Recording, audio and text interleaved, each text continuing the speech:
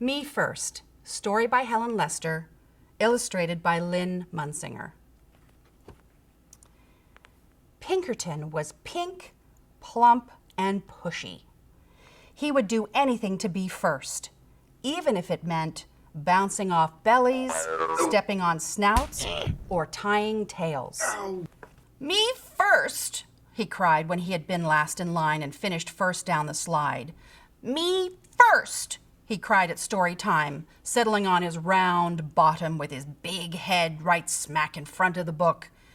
And every day in the school trophiteria, me first rang out, and there was Pinkerton.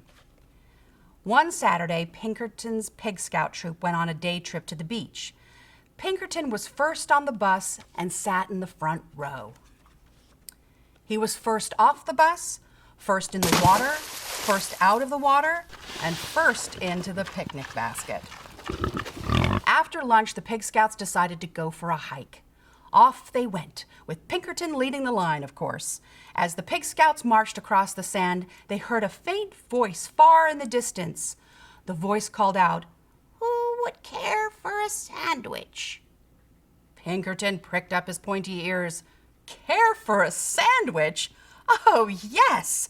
Me first, he thought, and he began to trot ahead of the others.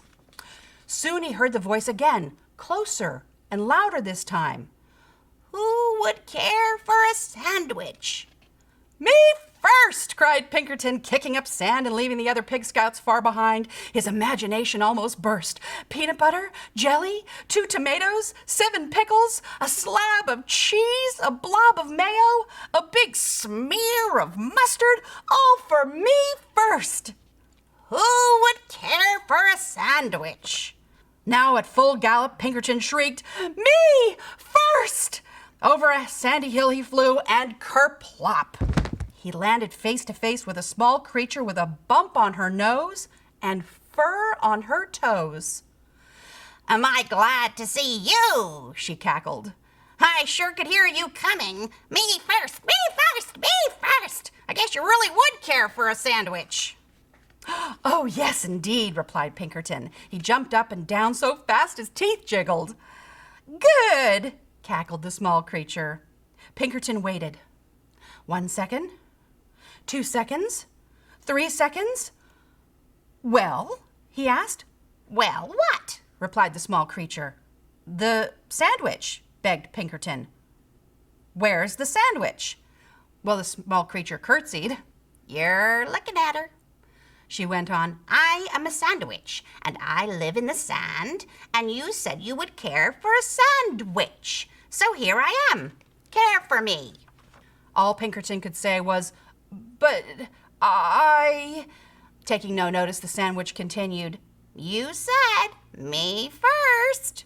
You wanted to be the first to care for me. Well, congratulations! Now just come along to my sand castle." Grabbing Pinkerton firmly by the sleeve, she led him around a few bends. Before he could say, "But I..." again, the gate to her castle closed. "All right, my pink, plump, and pushy one. Now you care for me. You may have the honor of being the first to powder my nose and comb my toes." Seeing no way out, Pinkerton powdered her nose and combed her toes. "Next," she crowed, "you may be the first to put my supper in a bucket and feed me with a shovel." Pinkerton looked around. He had no choice. He put her supper in a bucket and fed her with a shovel. Rubbing her tummy, the sandwich spoke on. "Finally, after you've had the privilege of being the first to wash my dishes and sweep my castle and do my laundry and curl my hair and tuck me in, you may be the first to tell me a bedtime story." Pinkerton washed all the dishes. He swept the castle. He did the laundry. He curled the sandwich's hair and tucked her in. The sandwich stretched and yawned loudly.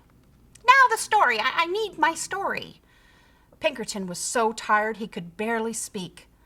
"I don't know any stories," he whimpered. "Then how about making up something? How about something concerning a pushy pig who always wanted to be first?" Pinkerton sighed and began, Once upon a time, there lived a pig who always wanted to be first, until one day he met a wise sandwich. Wise and beautiful, cut in the sandwich. A wise and beautiful sandwich who showed him that first was not always best. Ah! Cackled the sandwich.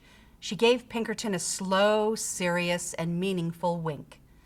Have you learned something? Oh, yes, yes, yes, said Pinkerton. I promise I have. In that case, thanks for the care. Goodbye, and good luck. She opened the gate, and Pinkerton sped off so fast he didn't even notice the delicious sandwich she held out to him. He was just in time to catch the bus. On he scooted, pink, plump, and glad to be last.